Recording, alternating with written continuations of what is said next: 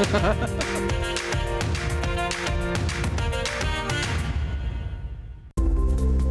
vel is so uniek soos jou vingerafdruk en Biomedical Emporium se oplossing is so uniek soos jy.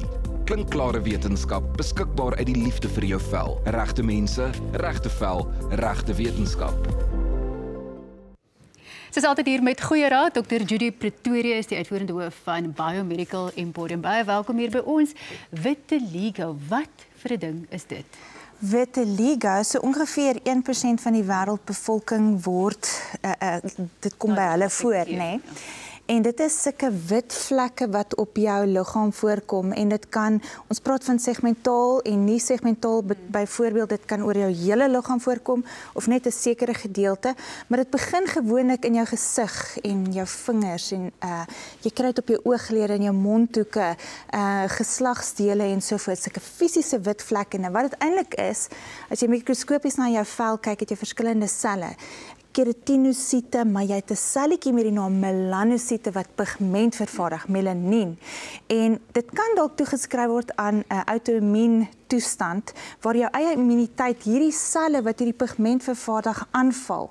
En dan ewe skielik vervaardig dit nie meer pigment nie en dis hoekom jy hierdie wit vlekke kry. En Michael Jackson het ook byvoorbeeld vitiligo gehad. Jy kan dit oor jou hele lyf kry en selfs op jou kopvel. Ja.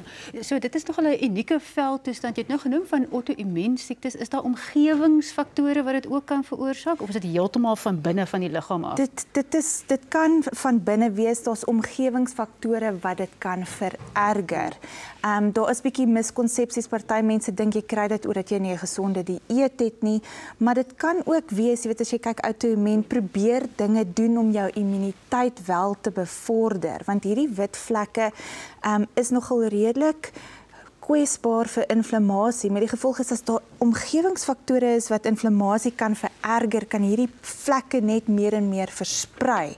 En as jy dit kan beheer deur anti-inflammatoriese verbindings in te bring en jou immuniteit te beskerm, dan kan jy eintlik bietjie meer herpigmentasie bewerkstellig, alhoewel daar nie eintlik 'n kuur hiervoor is. Ek wil nou net vir jou vra, want ek hoor nou jy gebruik baie mooi die woord jy kan dit beheer, maar ek hoor nie dat jy sê jy kan dit oplos of jy kan dit omkeer nie. Ja, daar is nie 'n kuur daarvoor nie, maar aan die ander kant wil ek ook sê vir my persoonlik as ek na hierdie mense kyk wat vitiligo het, dis eintlik vir my mooi.